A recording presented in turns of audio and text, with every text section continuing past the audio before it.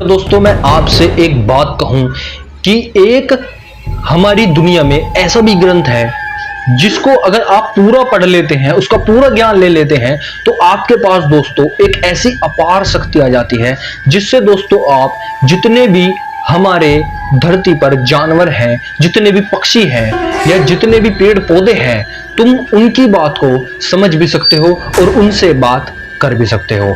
तो ये दोस्तों आपको बिल्कुल झूठ लगेगा और ये सब आपको एक अफवाह लगेगा, लेकिन दोस्तों मैं आज आपको एक ऐसे ग्रंथ के बारे में बता रहा हूं, अगर दोस्तों आपने इसे एक बार पूरा पढ़ लिया तो आप ये सब अपार शक्ति प्राप्त कर लेते हो और जिससे आप फ्यूचर में होने वाली घटनाओं के बारे में भी पता कर सकते हो। यहां तक कि दोस्तों आप भूत प्रेतों से भी बात कर सकते हो। और ये मैं दोस्तों सिर्फ हवा में नहीं बोल रहा हूं, आप कहीं भी जाकर गूगल पर या यूट्यूब पर भी सर्च करोगे तो आपको पता चल जाएगा कि जो भी मैं बता रहा हूं वो सब एक रियलिटी में होता है।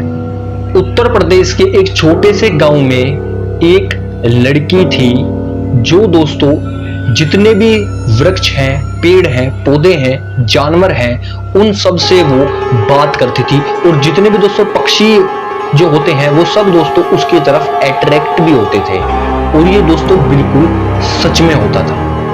जैसे जैसे दोस्तों वो लड़की धीरे धीरे बड़ी होती गई तो उसे दोस्तों अपने सपने में भूत प्रेत पिशाच ये सब दिखने स्टार्ट हो गए और यहां तक कि दोस्तों उसे ऐसे ऐसे यक्षिणी भी दिखने लगी जो उसे होने वाली घटनाओं के बारे में भी बताती थी।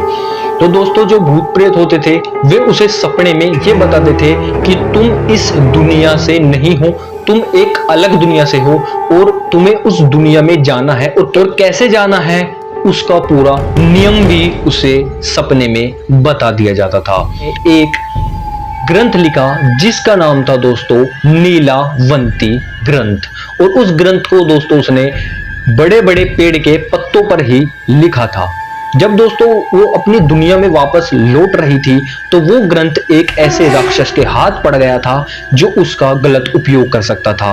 उसने दोस्तों उसका कोई गलत यूज ना कर ले, इसके लिए दोस्तों उसने उस ग्रंथ के लिए एक श्राप दिया था। अगर दोस्तों उस ग्रंथ को कोई आधा अधूरा पढ़ता है तो वो पागल हो जाता है और अगर उसे एक गलत इंटेंशन के साथ पढ़ा जाता है या किसी गलत कामों के लिए पढ़ा जाता है तो दोस्तों वो मर जाता है, उसकी मौत तय है। और ऐसा ही दोस्तों बहुत से लोगों के साथ हुआ भी है। इस ग्रंथ को दोस्तों सैकड़ों लोगों ने पढ़ने की कोशिश की लेकिन आज तक इस ग्रंथ को कोई नहीं पढ़ पाया।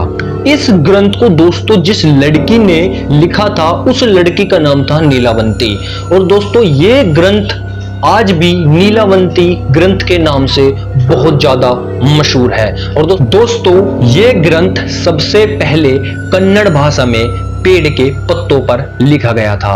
उसके बाद दोस्तों इसे संस्कृत में एक किताब का, एक ग्रंथ का पूरा एक स्वरूप दे दिया गया।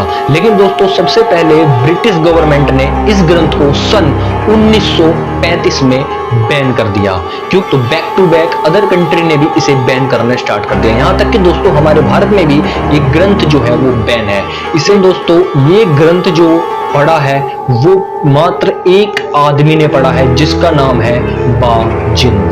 बताया जाता है दोस्तों कि वो महाबलेश्वर के जंगल में चला गया इस ग्रंथ को अपने साथ लेकर और इस ग्रंथ को उसने पूरा पढ़ा।